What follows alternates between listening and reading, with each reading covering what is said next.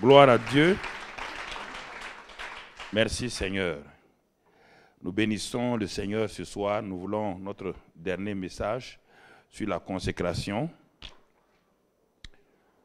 Nous rendons grâce à Dieu. Hier soir, nous avons abordé la consécration de deux hommes, Samson et Samuel.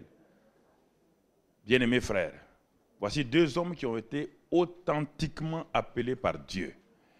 Beaucoup de gens confondent. L'appel n'est que le premier pas pour aller vers la victoire. Et beaucoup de gens restent tout juste à cette porte-là et n'entrent jamais dans les eaux vives, donc de la vie chrétienne victorieuse. La maman de Samson priait pour avoir un garçon, pour avoir un fils. Et Dieu lui a fait grâce, non seulement en lui donnant un fils, mais en lui donnant un homme de Dieu qui devait être consacré dès le sein de sa mère. Et la parole de Dieu ne revient jamais à Dieu sans effet.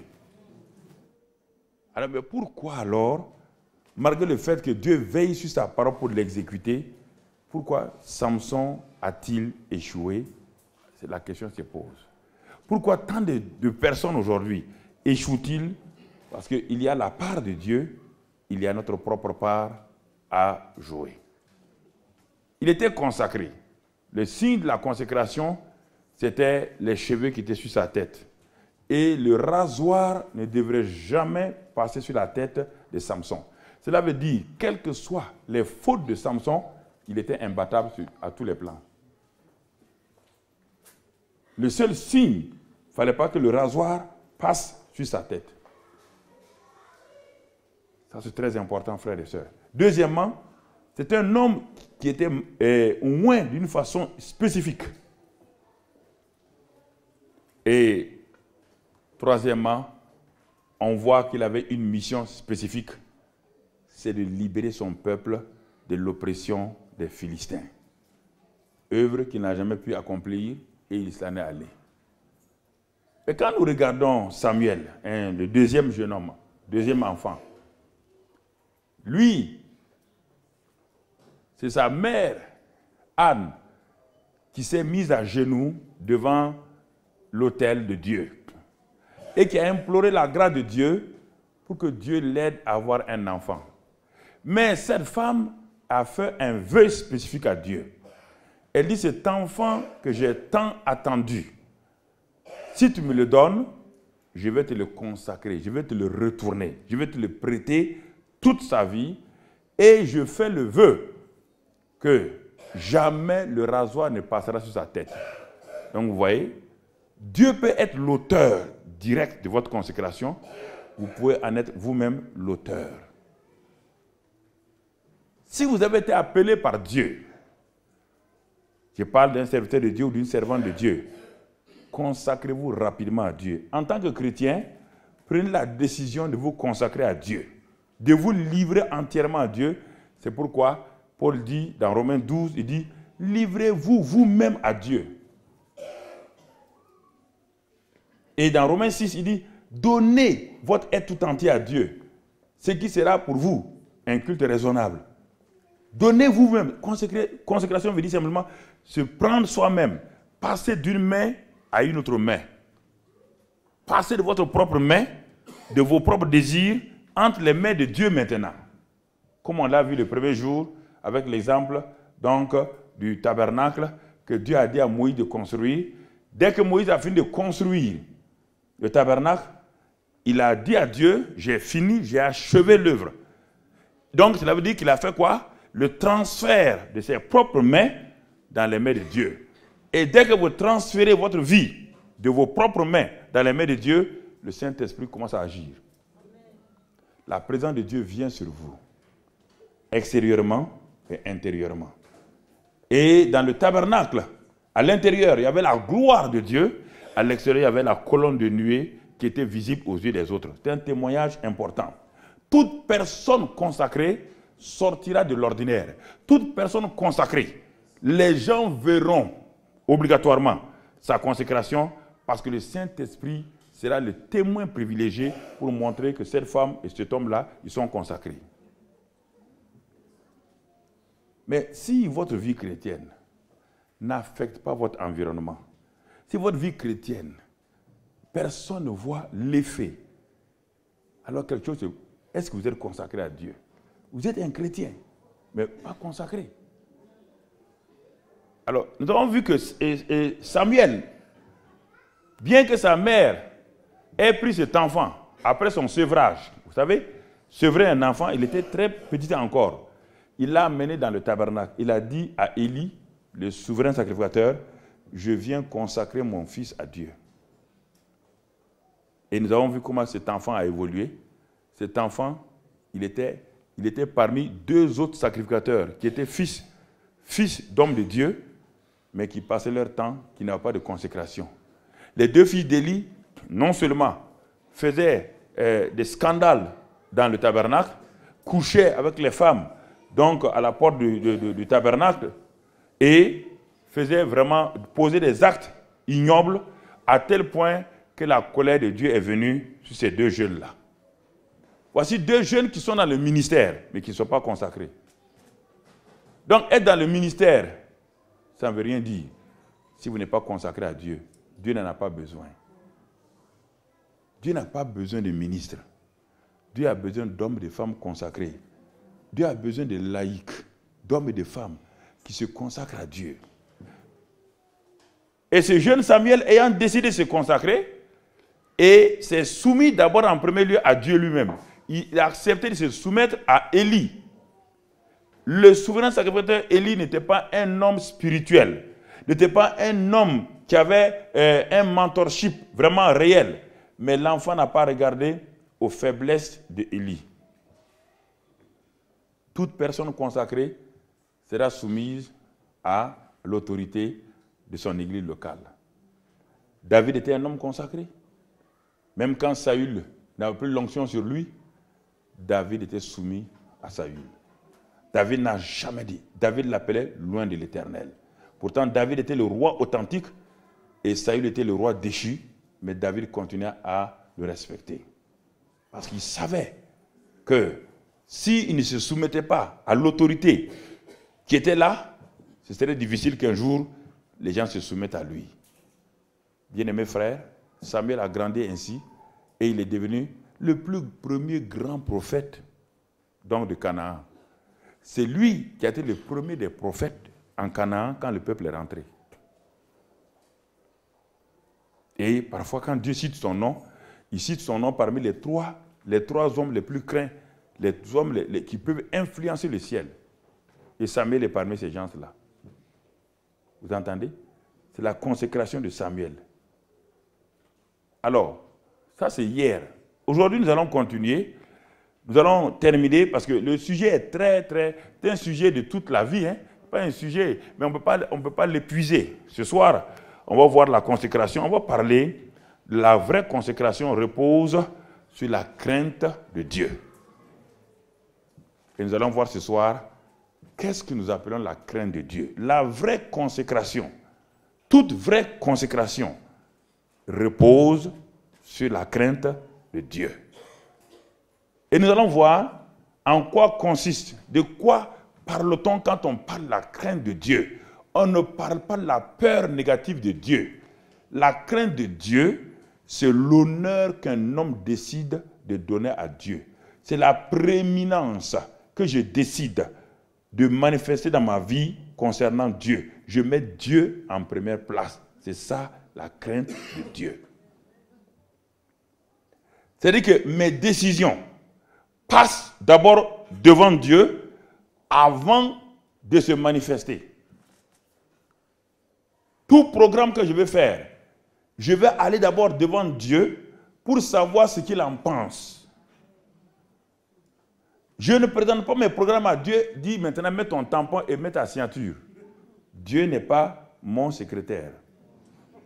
Dieu est le patron. Il a droit à la prééminence.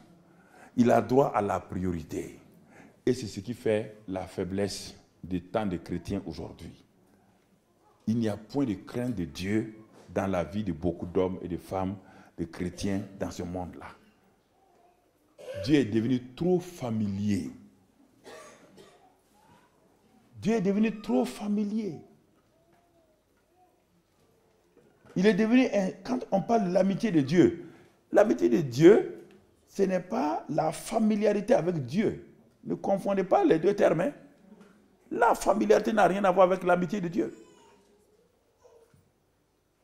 La familiarité vous amène à ne même pas respecter celui qui est là. Mais l'amitié de Dieu, il y a un respect, il y a un certain honneur que vous devez à l'autre parce qu'il est votre ami. Vous ne le maltraitez pas comme vous voulez. Donc, bien-aimés frères et sœurs, la crainte de Dieu, c'est de donner à Dieu la place de gloire. Je donne à Dieu une place de gloire dans ma vie. C'est l'honorer. Mais c'est aussi, donc, frères et sœurs, comme je l'ai dit, lui donner la prééminence dans chaque aspect de ma vie. Alors, quand nous faisons cela, nous commençons à aimer ce que Dieu aime et à haïr ce que Dieu est. Voici la crainte de Dieu. Ce que Dieu aime, j'aime ça. Ce que Dieu hait, je le hais. Si Dieu hait le péché et que moi j'aime le péché, il n'y a aucune crainte de Dieu dans ma vie. Je peux être un homme de Dieu, je peux chasser les démons, mais il n'y a aucune crainte. Et ma fin sera terrible sur cette terre-là déjà.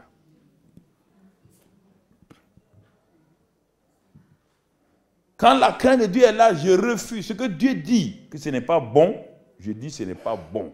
Quand Dieu dit c'est bon, je dis c'est bon. La crainte de Dieu, c'est cela.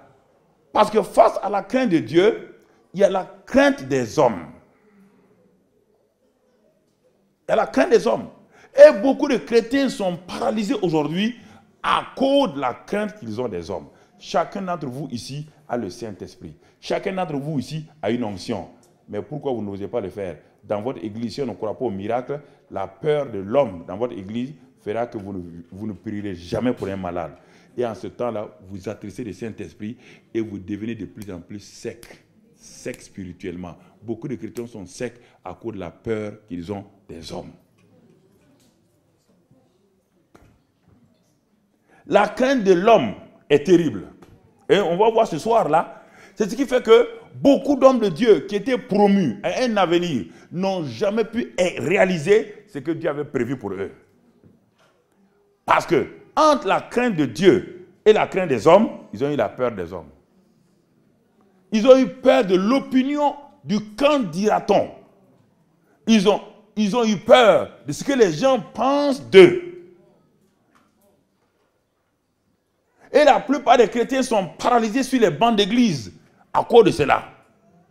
Vous les voyez, ils viennent, ils ont le courage chez eux. Ils savent que Dieu leur a parlé. Mais dès qu'ils rentrent dans la salle, dès que les gens les regardent seulement, tout de suite là, ils perdent tous les moyens. Et le complexe d'infériorité, la culpabilité saisit leur vie, surtout les jeunes gens. Gédéon était comme cela. Au ciel, Gédéon était un héros, mais sur la terre, il était un simple zéro. Pourquoi? Parce qu'il avait la peur des hommes dans son cœur. Il avait la crainte des hommes dans son cœur. La crainte des hommes vous amène à être un rejeté, à être un complexé. Dieu a fait un dépôt en vous, mais vous ne pouvez pas l'exécuter. Pendant des années, Paul a regardé un jeune homme qu'il avait pris, un père juif et une maman grecque qui s'appelle Timothée. Dans la première épître de Paul au Timothée, Paul a posé les mains sur Timothée. Les dons spirituels ont commencé à se manifester dans la vie de Timothée. Dans la deuxième lettre de Paul à Timothée, on va le voir ce soir, sûrement. Paul dit, il regarde Timothée, il regarde attentivement sa vie, il voit que quelque chose ne marche pas. Il dit, mais Paul, il dit, Timothée, la foi sincère que tu avais là, et que ton aïeul et ta mère avaient, elle est en toi. Mais je ne comprends pas pourquoi, par l'imposition des mains, les dons que tu as reçus, je ne vois plus ces dons se manifester. Je vois une tiédeur en toi. Il dit, mais est-ce que Dieu nous a donné l'esprit de timidité? La timidité n'est pas un caractère, c'est un esprit. La timidité est un esprit qui vous empêche d'entrer dans les desseins de Dieu. La timidité n'a rien de psychologique. La timidité est un esprit démoniaque. Et si vous jouez avec ça, vous jouez avec votre futur. La timidité paralyse un enfant très intelligent, qui a appris toutes ses leçons, qui arrive devant le maître, et l'enfant vient se présenter brusquement, l'enfant est paralysé, il ne peut plus rien dire. La confusion vient dans la pensée de l'enfant, l'enfant échoue. Et vous dites ça, c'est... Oui, frères et sœurs. Paul dit à Timothée, Dieu ne nous a pas donné un esprit de timidité, mais Dieu nous a donné un esprit de force, d'amour et de sagesse. Les trois éléments qui vont activer la crainte de Dieu, qui vont activer donc la consécration, sont ces trois éléments que Paul a décrits dans la deuxième épître de Paul à Timothée, donc qu'on va voir à la fin. Alors j'ai voulu vous introduire ce soir-là cet élément important parce que j'ai cherché à savoir quel est le message que je peux vous laisser et qui fait que, frères et sœurs, chacun de vous a été, par votre nouvelle naissance, a été placé dans le corps de Christ. Regardez votre corps. Dans votre corps, chaque membre a une fonction et une onction. Mais si votre pied droit a peur de votre main et ne fonctionne pas, est-ce que votre corps sera en bonne santé? Alors, frères et sœurs, est-ce que quelqu'un peut venir vous dire, ton pied droit là, il est trop mince, et à cause de ça, tu vas refuser de l'utiliser? Pourquoi vous le laissez alors? De même que naturellement, personne ne doit vous empêcher d'utiliser vos membres. Vous êtes né avec vos membres. Vos membres sont dans votre corps et vous les utilisez. Pourquoi refusez-vous d'utiliser ce que Dieu vous a placé en tant que membre du corps, dans le corps de Christ, et il vous a donné une fonction et une onction? Si vous refusez, en tant que membre du corps, de faire, donc d'appliquer la fonction et l'onction que vous avez, l'église locale devient pauvre, l'église locale est incomplète sans vous, car vous êtes unique dans votre genre. Vous êtes unique. Il n'y a personne qui vous ressemble spirituellement sur cette terre-là. Il n'y en a pas. Mais si vous refusez, donc vous faites du mal à vous-même et vous faites du mal à toute l'église. Il y a plein de gens comme ça. Dans une église locale de 100 membres, il y a 80 qui sont assis passivement. Il y a 20% du corps qui est vivant. Quand le corps humain fonctionne à 20%, c'est quoi? C'est-à-dire que la personne est paralysée du cou, presque au cou. Quand un homme, il n'y a que 20% de son corps qui agit, c'est sûr et certain que de la plante des pieds jusqu'au cou, il est paralysé. Tétraplégique. C'est-à-dire qu'il n'y a que le cou et la tête seulement qui fonctionnent. Cet homme-là, il dépend de qui? De quelqu'un d'autre. C'est la même chose, frère. Vous êtes assis, Dieu a mis en vous des dons. Mais quand j'ai été baptisé du Saint-Esprit, frère, les gens ont voulu m'arrêter. Mais j'ai dit, mais pourquoi vous voulez m'arrêter? Pourquoi voulez-vous? Oh non, non, attention. J'ai dit, mais attention, pourquoi? Pourquoi vous voulez que je m'arrête? Pourquoi voulez-vous que je fasse attention? Tout ce que vous avancez là, il n'y a aucun argument qui vous a fait avancer. Ça fait 15 ans que vous cherchez le baptême du Saint-Esprit, qui est un simple don. Et j'ai commencé à Toulouse à évangéliser dans les rues. Et j'ai commencé un réveil à prendre dans l'église où je venais de convertir. J'amenais régulièrement des Africains, des jeunes Arabes, j'amenais des Français, j'amenais tout le monde dans l'église. Et les baptêmes du Saint-Esprit a commencé dans l'église. Un nouveau converti. Pourquoi? Parce que j'avais lu dans la Bible que je suis un membre du corps de Christ. Que Dieu m'a placé selon ce qu'il veut et non pas selon la pensée du pasteur. Et que Dieu m'a donné des dons comme il le veut. Pour l'utilité commune. Alors, si moi je refuse, si je refuse aujourd'hui, si demain matin, je prends un exemple, le boulanger refuse d'ouvrir sa boulangerie, si le boucher refuse d'ouvrir la boucherie, si l'épicier refuse d'ouvrir son épicerie, tout le quartier a problème, oui ou non? Alors, si vous refusez de fonctionner comme Dieu le veut, vous mettez tout le corps de Christ en danger. Ne me dites pas, Dieu a donné à chacun, né dans le corps de Christ, comme il le veut. Et si vous refusez, vous faites du mal au corps de Christ. À cause de quoi? La crainte des hommes.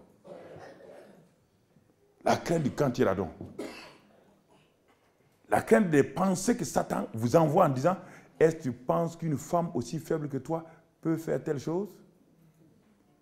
Et vous luttez en permanence parce qu'on met votre identité en cause. Chaque fois, vous luttez, vous priez, mais chaque fois, la même pensée s'impose à vous. Il faut être violent. Être violent à l'égard des pensées sataniques, être violent à l'égard des pensées d'autrui, vous libérer de l'emprise des autres et fonctionner parfaitement. Et alors, vous verrez que vous êtes un spécimen, vous êtes quelqu'un de spécifique dans le royaume des cieux. Bien-aimés frères et sœurs, il y a 5 ans, j'ai commencé tout l'enseignement sur le royaume des cieux dans notre église. J'ai mobilisé tous les jeunes gens, les enfants, les femmes, tout le monde. On les a enseignés et on les a envoyés. Nous avons eu, en l'espace de 1 mois, 17 010 convertis. Par qui? Aucun pasteur n'est sorti. J'ai voulu que les laïcs de l'église sachent qu'ils ont les mêmes dons, la même capacité, la même onction que moi qui m'y tiens sur la chair. Les enfants sont partis, les aveugles ont vu, les paralysés ont marché. 17 010 convertis. Nous avons ouvert des églises partout. Vous entendez? Mais les gens ont dit, mais pasteur, il dit, mais oui, le dépôt était en vous pendant toutes ces années. Le bon dépôt des dons spirituels. La présence du Saint-Esprit est en vous. Mais si vous ne le manifestez pas, si vous avez peur, si vous pensez que vous êtes incapable, si vous avez déjà jugé vous-même que vous êtes inutile, alors que vous devez être utile, vous paralysez l'église. Car aujourd'hui, un pasteur tout seul ne peut pas porter une église locale. Supposons que le pasteur de l'église locale, Dieu lui a donné 2 dons. Non, j'ai dit ça. Il est pasteur, mais il a 2 dons. Il a la parole de sagesse, la parole de connaissance.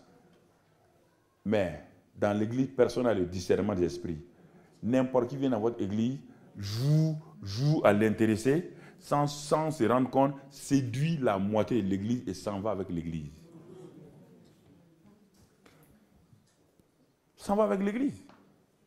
Pourquoi? Il va venir, il va se mettre des pasteurs, vous savez, vous êtes un homme excellent. Je n'ai jamais vu un pasteur comme cela. Oh, mais vous êtes, quand vous prêchez, mes cheveux marchent. Alors, mais si vos cheveux marchent et les chauves, qu'est-ce qui va marcher? Des histoires comme ça qui ne marchent pas. Il vient au bout de quelque temps, puisque le pasteur n'a que la parole de sagesse, la parole de connaissance. Il n'a pas le discernement.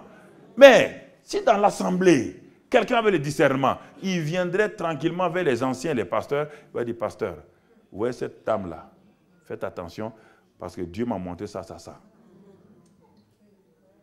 Amen. Simplement. Simplement, frères et sœurs. Alors nous faisons du mal à nos églises lorsque nous ne laissons pas, à cause de la peur que nous avons. Donc la consécration, c'est pourquoi ce soir, on va prendre 2 exemples, 2 études de cas. J'aime, oui, j'étais professeur de marketing à l'université, donc j'aime prendre des études de cas pour étudier, pour voir où est-ce qu'on va arriver. Je donne la leçon globale, on va faire l'étude de cas maintenant. Et l'étude de cas biblique est une étude très importante pour que nous puissions aller de l'avant. Alors, si nous prenons quelques passages d'abord avant d'arriver aux études de cas, je vais lire quelques passages parce que je n'ai pas encore ouvert la Bible avec vous. Je n'ai fait que parler. Si je crains Dieu, si la crainte de Dieu est en moi, nous allons voir les résultats de la crainte de Dieu et nous allons lire quelques passages pour cela. Nous allons lire d'abord dans le livre des psaumes, psaume 25 et au verset 12. Psaume 25, verset 12. Notez ces choses-là, allez-y les lire chez vous à la maison, bon, tranquillement, ou bien vous achetez la cassette et vous partez l'écouter à tête reposée. Psaume 25, le verset 12. Regardons ce que la Bible nous dit et cela va nous aider. Psaume 25, verset 12. Il est écrit ici, David pose la question. Il dit, quel est l'homme qui craint l'Éternel? Il cherche un homme qui craint Dieu. Et regardez ce qu'il dit. L'Éternel lui montre la voie qu'il doit choisir. Alors, si je veux réussir dans ma vie, je suis en train de chercher la voie du succès. Je vais aller chez quelqu'un qui a échoué ou quelqu'un qui a réussi. Quelqu'un qui a réussi. Ok, très bien. Ici, là, celui qui nous parle là, il a déjà réussi, oui ou non? Il a réussi dans sa vie. Il nous parle. Donc, il vaut mieux aller le prendre comme professeur, oui ou non? Un jour, il y a un monsieur, la conférence était donnée comment devenir millionnaire. Une conférence était donnée comment devenir millionnaire. Les jeunes gens ont rempli la salle. Mais au moment où le professeur venait pour dire comment devenir millionnaire, il y a un des jeunes qui a levé la main. Il dit, avant de venir ici, j'ai rencontré monsieur Intel. Et ce monsieur Intel a dit que vous ne pouvez pas enseigner les gens à devenir millionnaires. Le professeur s'est arrêté, il a souri. Il dit, mais le monsieur qui vous a dit que je ne peux pas vous enseigner à devenir millionnaire, est-ce qu'il est millionnaire? On dit non. Quelle sorte de voiture il a? Une voiture qui a de la fumée. Est-ce qu'il est habillé correctement? On dit non. Il dit, est-ce qu'il connaît qu'est-ce qu'être millionnaire? Il dit non. Il dit, moi, regarde-moi, je suis déjà millionnaire. Donc, assois-toi tranquille et écoute-moi. N'écoute pas les gens qui ont échoué. Il y a des gens, quand ils viennent aux réunions, ils viennent avec des idées déjà. L'autre a dit ça, tel homme a dit ça. Si tel homme a dit, va t'asseoir avec lui, va causer avec lui. Ne viens pas ici. Il faut qu'on soit logique. Si tu viens des préjugés, tu ne recevras rien.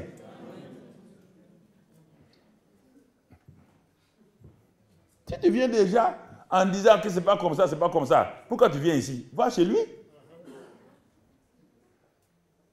David dit, David nous parle. Le Saint-Esprit est sur l'homme selon le cœur de Dieu. L'homme qui est sur le cœur, selon le cœur de Dieu nous parle. Il dit l'homme qui craint l'Éternel. Vous voyez bien? Il nous parle. Parce qu'il a vécu les deux éléments. Et il a vécu la crainte de l'homme, il a vécu la crainte de Dieu. Et il dit maintenant, ce que j'ai observé. David dit, j'ai été jeune et j'ai vieilli. Je n'ai jamais vu le juste abandonné, ni sa postérité mendiant. Et ici, il nous dit, maintenant, ce soir-là, il dit pour la crainte de l'Éternel, quel est l'homme qui craint l'Éternel? L'Éternel lui montre la voie qu'il doit choisir. Donc, il y a une voie que nous devons choisir. Mais cette voie qu'on doit choisir est pour qui? N'est pas pour n'importe qui. Elle est pour ceux qui craignent Dieu. Ah, déjà, beaucoup de gens sont exclus. Elle est pour... Écoutez frère, venir à l'église là, ce n'est pas un problème. Les chaises sont à l'église. Les micros sont à l'église. Ce sont les membres de l'église. Oui ou non? Les poteaux sont les membres de l'église. Oui ou non? Est-ce qu'ils évoluent? Est-ce qu'ils sont transformés? Le fait de venir à l'église, ça ne veut rien dire.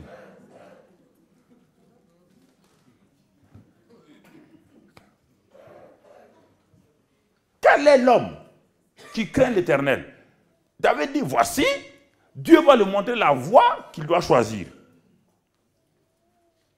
Ce n'est pas fini. S'il lui montre la voie qu'il doit choisir, qu'est-ce qu'il dit après? Son âme reposera dans le bonheur. Les gens s'en vont prier pour chercher le bonheur. La prière ne donne jamais le bonheur. Quel est le verset biblique qui vous dit qu'en priant vous aurez le bonheur? Montrez-moi le verset biblique. Le problème, c'est que les gens sont sur les fausses routes. Il dit, l'homme qui craint Dieu là, son âme reposera dans le bonheur. Son âme. Dans l'âme, il y a quoi? Le corps a 5 sens. L'âme aussi a des sens, comme l'esprit a un sens. Les 5 sens de mon corps, le toucher, le goûter, l'huile, l'odorat et tout. L'âme a des sens, qu'on appelle les sentiments, la volonté, l'intelligence et tout. Ce sont ces choses qui nous créent des problèmes. Il y a l'esprit a un sens qu'on appelle la foi. Notre esprit est dirigé par la foi. C'est la foi qui permet de reconnaître Dieu. Ce n'est pas les yeux. Les 5 sens, c'est reconnaître le monde naturel, le monde matière. Le monde spirituel est reconnu par un seul sens qu'on appelle la foi. Et le monde émotionnel est reconnu par les sentiments, les émotions, l'intelligence, la volonté et toutes ces choses-là. Mais si vous voulez vous laisser conduire par vos émotions, vous allez avoir des problèmes. Si vous voulez vous laisser conduire par vos sentiments, vous aurez des problèmes. Parce que le sentiment, c'est tout senti qui ment. Mais oui, le sentir a toujours menti. Voici un garçon qui voit cette jeune fille-là, il dit, mais vraiment je t'aime, je sens que je t'aime. 3 ans après, il divorce. Donc le sentir a quoi? A menti. Ce qu'il avait senti là a fait quoi maintenant? A menti. Quand jeune fille, quand vous voyez un homme, ou une femme, quand vous voyez un homme qui vous dit, sans toi, je ne peux pas vivre, il ne faut pas croire, c'est du mensonge. Pourquoi? Parce que comment il a fait pour vivre sans toi?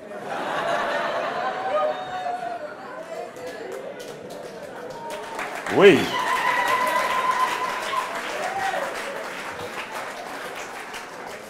Il a 30 ans, il a vécu sans toi. Il vient te dire maintenant sans toi je ne peux pas vivre. Demande-lui comment il a vécu ces 30 dernières années. Sans toi. Il faut la sagesse pratique. Jésus, quand il parlait, la foule aimait. Parce qu'il parlait terre à terre, la foule comprenait ce qu'il disait. Ça passait simplement dans le cœur. On ne va pas parler d'anthropologie grecque et autre chose ici, mon frère. On va parler des choses simples qui rentrent dans votre cœur. Vous voyez là, David dit ces choses-là. David parle de ces choses-là et il dit et son âme repose dans le bonheur et sa postérité possédera le. Et ensuite il dit l'amitié de l'Éternel est pour ceux qui le.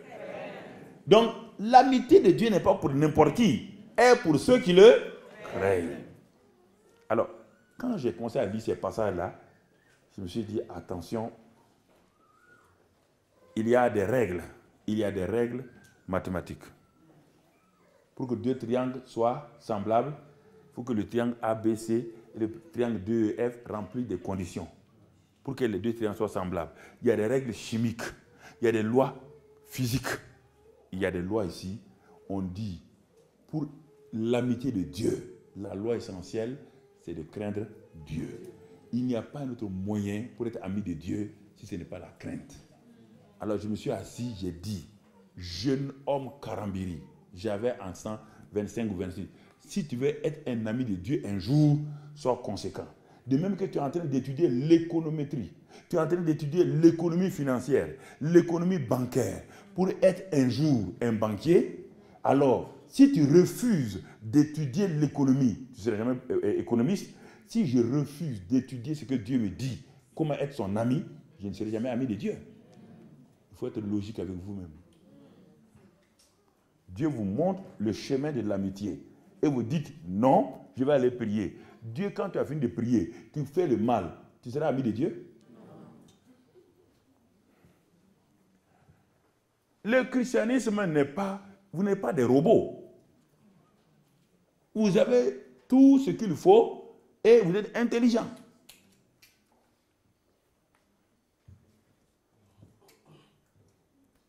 Pour faire la bouillabaisse marseillaise, vous allez faire n'importe quoi. Il y a des conditions pour le faire. Donc, bien-aimés frères et sœurs, n'écoutez pas les gens qui vont vous dire faites ceci, faites cela. Est-ce que pour soigner une maladie, le docteur prescrit une ordonnance et vous dit, messieurs, vous prendrez ces comprimés dès le matin, 2 à midi, 2 le soir. Si vous prenez 5 comprimés le matin, vous êtes cadavre. Frère. Non, il faut écouter. Écoutez-moi là, frère. J'ai tellement tourné dans le monde que j'ai vu trop de dégâts, de scandales dans le christianisme que je me suis arrêté. J'ai dit, Seigneur, quelque chose ne va pas. Cet homme qui est ingénieur électronique, dès qu'il devient chrétien, il devient bête. Non. Il sait qu'en électronique, voici les lois de l'électronique. Là, il obéit. Mais dès qu'il devient chrétien, alléluia. Quand on dit, bon, mon frère, il faut danser sur un pied, danser.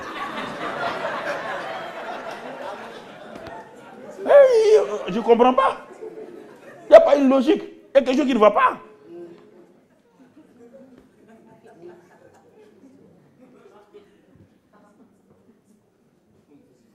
Il y a quelque chose qui ne va pas, frères et sœurs.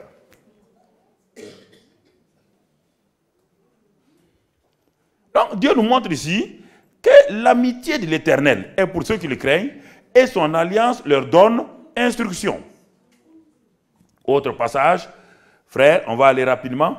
Proverbe 9, verset 10. Proverbe 9, verset 10. Après le livre des psaumes, on va Proverbe 9, verset 10. Dieu est un Dieu de principes et de lois. Le Dieu qui a créé le naturel est le Dieu qui a créé le spirituel. Dieu a créé la loi de la gravitation pour contrôler la terre. C'est ça, non? Cette loi de la gravitation, là, ou la loi de la pesanteur, les deux vont ensemble, combinés. Vous ne pouvez pas les vaincre autrement. Si, quelle que soit votre bonne volonté, si vous mettez des chiffons à vos bras, vous mettez sur la tour Eiffel pour défier la loi de la gravité en vous jetant, vous allez faire quoi? Vous allez vous écraser. On ne peut pas vaincre la loi de la gravité, la loi de la pesanteur en mettant des chiffons, des tissus à ses bras. C'est impossible.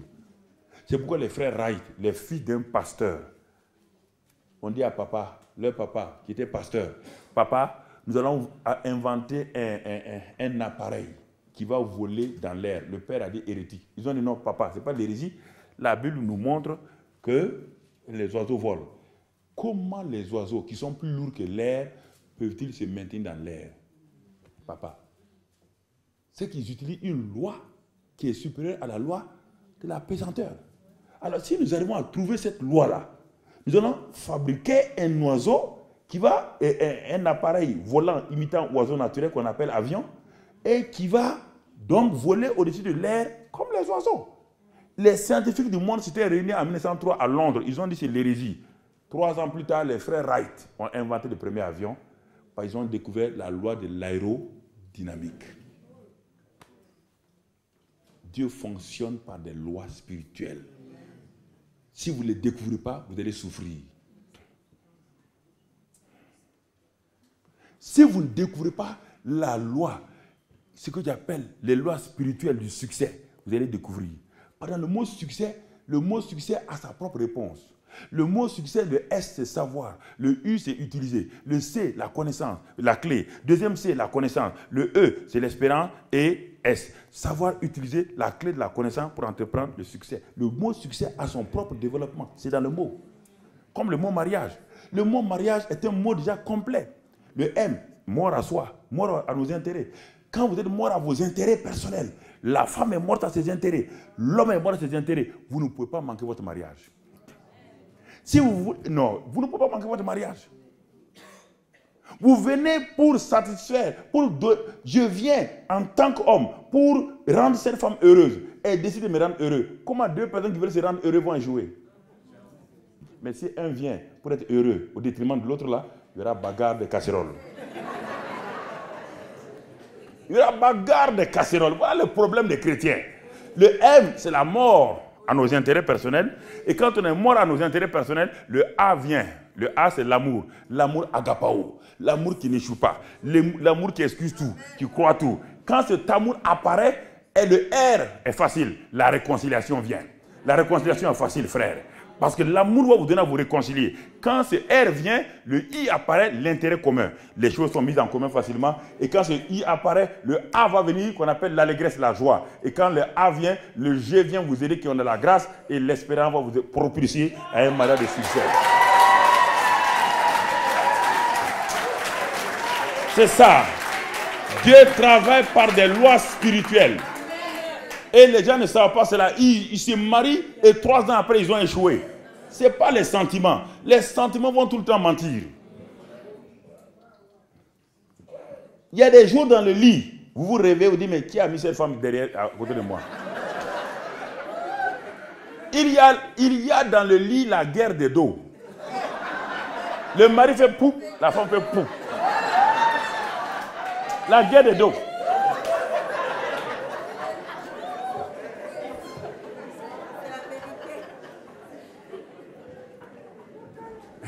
La consécration est importante. Hein? Ouais, la frère, le christianisme est pratique. Alors, quand le christianisme est comme ça, là, c'est attirant, oui ou non?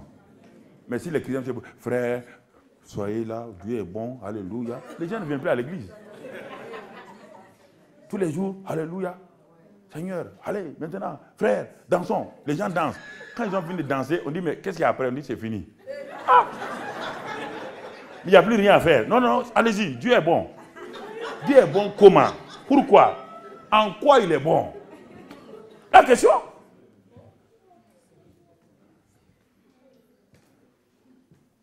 Frère, la vie chrétienne est pratique. Très pratique. Très, très pratique. Ce n'est pas de la théorie. Hein? Non.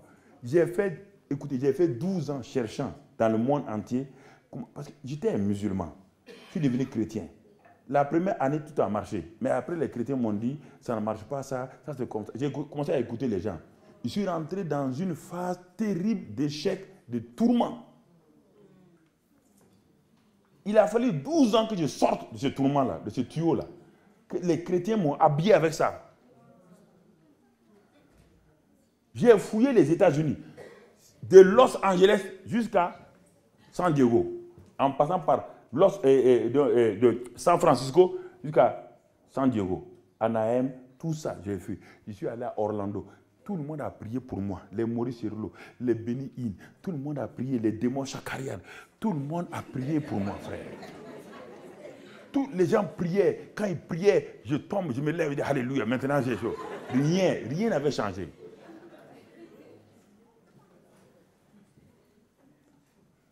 C'est mon épouse qui m'a dit un jour, mais tu promènes dans le monde là, et Dieu n'est pas au Burkina. Il dit, femme, tu ne comprends pas les choses. Hein? Moi, laisse-moi, je suis en train de chercher power. Mais ma femme dit, mais Dieu n'est pas à power, le Dieu power n'est pas au Burkina. Je dis, mais vous les femmes, vous ne comprenez pas les choses spirituelles. Calme-toi et assois-toi tranquille. Quand j'ai tourné, fatigué, elle a dit, mais tu as eu power? Il dit, enfin tu as raison, boy, calme-toi. Et un jour, j'ai pris ma Bible, je suis allé dans un coin de ma maison. J'aime raconter ça, ça va aider beaucoup de jeunes qui cherchent power là. J'ai pris ma Bible et vers 5 h du matin, je me suis levé sur la pointe des pieds. J'ai pris ma Bible. J'étais découragé, démoralisé. Je suis allé tout juste dans le salon. Dans mon salon, j'ai fermé les portes pour que ma femme ne sache pas que je suis venu prier. Je me suis mis à genoux là et j'ai dit à Dieu. Il dit, ma femme a dit que tu es ici. Il dit, mais je suis allé dans le monde, je suis allé partout, j'ai voyagé et je n'ai pas vu la puissance là. Mais ma femme dit que tu es ici. Si tu es là, vraiment, je suis fatigué. Écoutez-moi, à 5 h du matin, là, près de ma bibliothèque dans le salon, la présence de Dieu est venue sur moi de façon puissante. J'ai dit, Seigneur, ce n'est pas possible. J'ai perdu mon temps, mon argent, alors que tu es ici. Dieu était là il y a longtemps, oui ou non? Oui.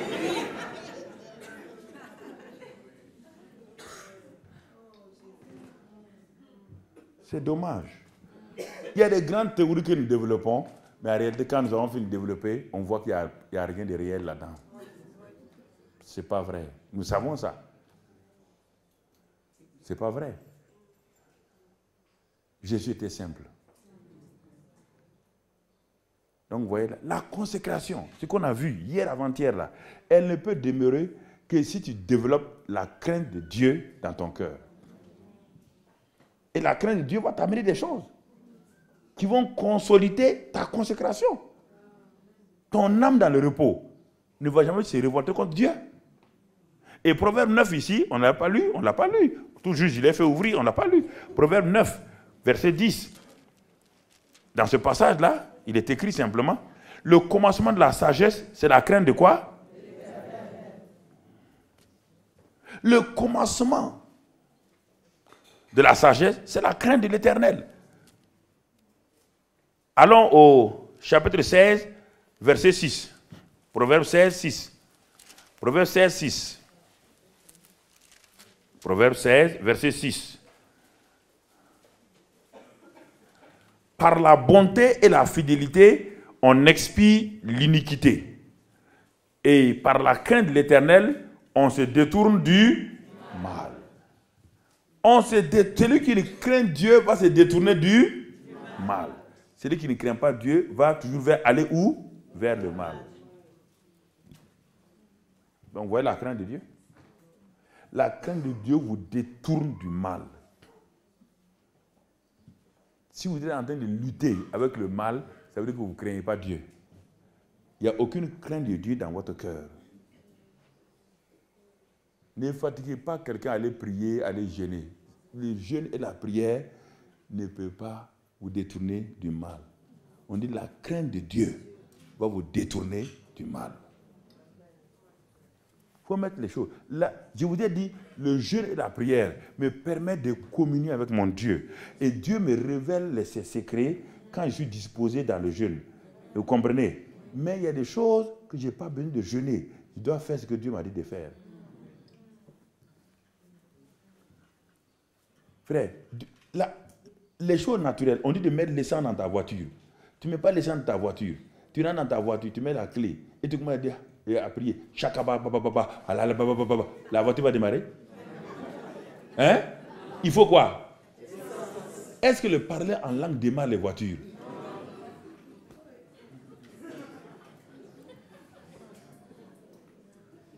S'il y a un miracle, ça c'est le diable.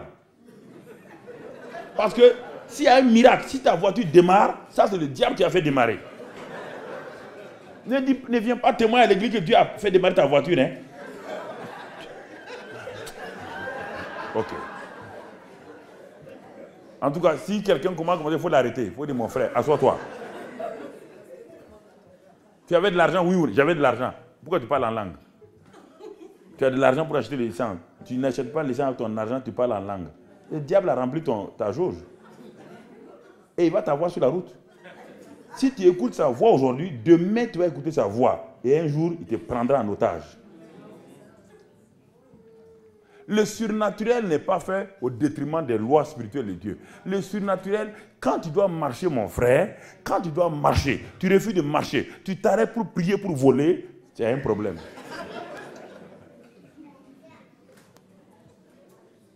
Oui, Dieu a pris Philippe. Parce que Philippe était parti loin dans le désert. Et il était dans le char du ministre éthiopien. Quand le ministre éthiopien a reçu Christ, maintenant il s'est trouvé sans moyen de locomotion, fatigué. Donc Dieu a fait exception pour prendre Philippe. Je devais aller à Kinshasa en 93, c'est ça, je devais aller à Kinshasa. On avait une grande conférence panafricaine à Kinshasa.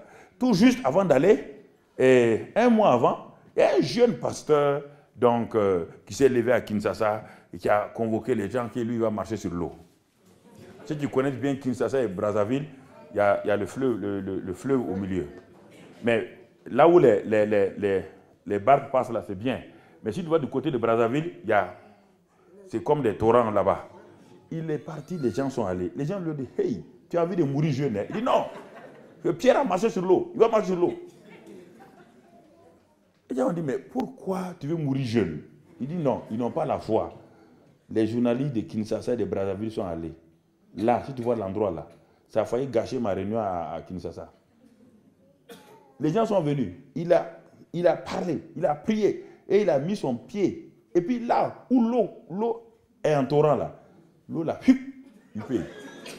Il a fallu 3 jours pour qu'on trouve son corps. Et les journaux de Kinshasa à l'époque et de Brazzaville ont dit, on voudrait que les chrétiens évangéliques soient des insensés. Ils sont insensés.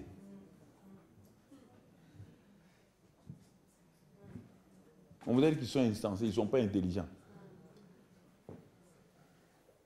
Notre conférence a été faillie parce que la presse a mis l'accent sur ça. Oui, frère.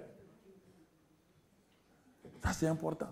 Donc, la crainte de Dieu, le commencement de la sagesse, c'est la crainte de Dieu. Si tu crains Dieu, la sagesse de Dieu va t'être donnée. Et la sagesse est une clé qui ouvre les portes qu'on ne peut pas utiliser. La sagesse est une des clés stratégiques, une des clés importantes pour ouvrir les portes de ta vie. Les portes de ta vie. Dieu a créé les cieux avec 3 choses. La sagesse, la connaissance et l'intelligence. Il a dit qu'une famille aussi se bâtit avec les 3 choses dans le livre des Proverbes. Dieu a utilisé la sagesse, l'intelligence et la connaissance pour faire les cieux, pour affermir les pieux. Il dit maintenant, toute famille sur cette terre-là doit se bâtir par la sagesse, l'intelligence la connaissance va affermir et la science va amener que les chambres se remplissent de tous les trésors. Si vous laissez ces 3 choses-là, vous allez à autre chose, c'est un problème. Même les gens qui ne sont pas chrétiens ont compris ça. Alors, bien-aimés frères et sœurs, regardons encore Proverbe 10, verset 25. Proverbe 10, verset 25. 10, 25.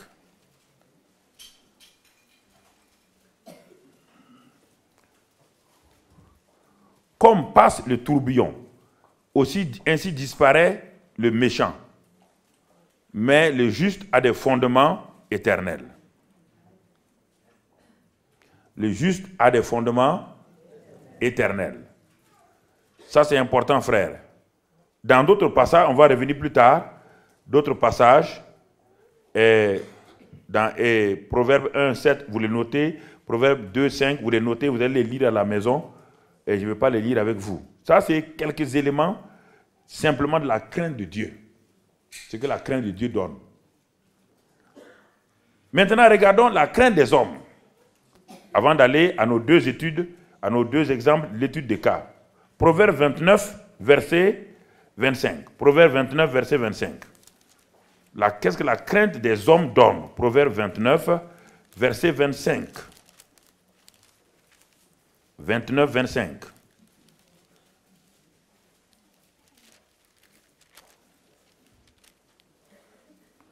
La crainte des hommes tend un piège.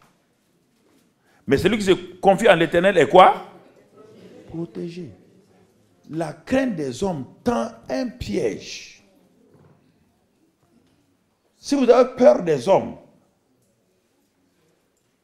tout de suite, un piège est devant vous.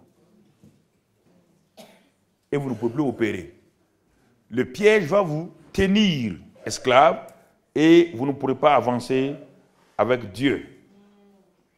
C'est pourquoi, dans Galates 1, verset 10, Galates 1, verset 10, Paul parle aux Galates et dit ceci. Galates 1, au verset 10, voilà ce que Paul nous dit.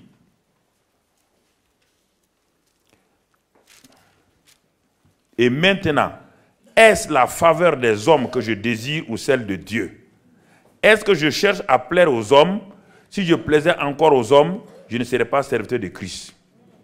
Alors ici, Paul a arrêté sa démarche. Il a décidé d'avoir la crainte de Dieu au détriment de la crainte des hommes. Il a choisi, c'est un choix délibéré. Vous n'avez pas besoin d'aller prier, c'est un choix que vous devez avoir. Vous décidez que votre consécration est basée sur la crainte de l'Éternel. Vous décidez de baser votre consécration sur la crainte de l'Éternel.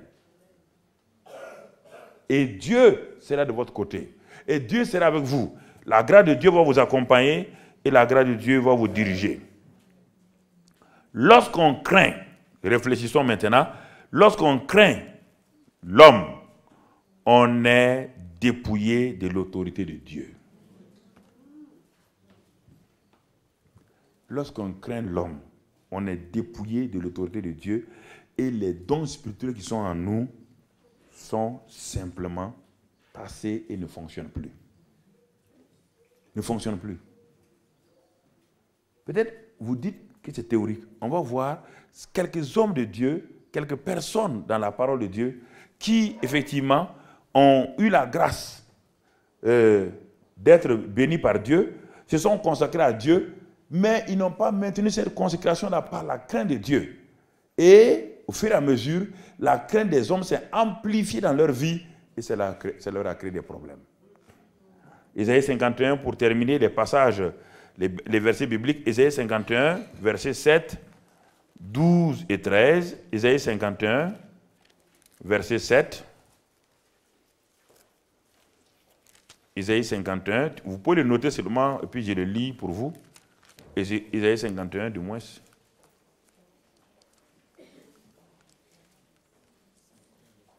« 51, verset 7.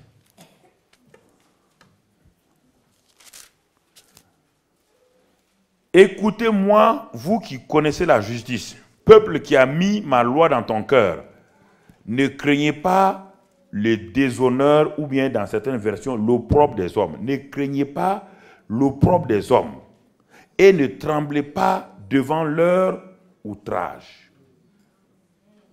Ne craignez pas et ne tremblez pas. Et au verset 12, il est écrit, c'est moi qui vous console. Qui es-tu pour avoir peur de l'homme mortel et du Fils de l'homme pareil à l'herbe? C'est pourquoi quand Josué devait remplacer Moïse, Dieu est venu dire à Josué ceci, tout le chapitre 1, c'était d'abord pour édifier Josué. Il lui dit, Josué, plusieurs fois, prends courage, ne t'effraie point. Parce que la peur des hommes, les 12 espions leaders qui ont été envoyés, n'ont jamais pu exercer leur leadership. C'était 12 leaders représentant les 12 tribus d'Israël. Ils avaient l'onction, ils étaient parmi les 70 qui avaient reçu l'onction de Moïse. Et ils sont allés pour explorer le pays. Mais 10 ont regardé les Anak. La parole de Dieu était vraie. Ils ont trouvé ce que Dieu a dit, le lait et le miel. Ils ont vu les preuves de la parole de Dieu. Mais ils ont laissé leurs 5 sens être donc paralysés par les Anak. Et ils ont perdu leur position. Ils ont tout perdu. Dieu dit à Josué maintenant, maintenant que tu vas prendre possession du pays, ne crains point, ne t'effraie point, prends courage. Alors ce qui veut dire, Josué était déjà loin. Il avait l'esprit de sagesse par l'imposition des mains de Moïse. Alors mais pourquoi Dieu lui dit de ne pas craindre? Malgré cette imposition, malgré l'onction que les gens ont, le parler en langue, tout ce que vous avez là, rien ne va se passer si vous avez peur des gens. Si vous avez peur de ce que les gens pensent de vous, si vous refusez de vous tenir comme Dieu veut que vous teniez, vous perdez votre position et votre autorité. Et c'est ça que Satan veut faire chaque jour avec les chrétiens. Donc la consécration sera maintenue si je développe dans mon cœur la crainte de Dieu et si je mets au dehors la crainte des hommes. La crainte des hommes fait beaucoup de dégâts.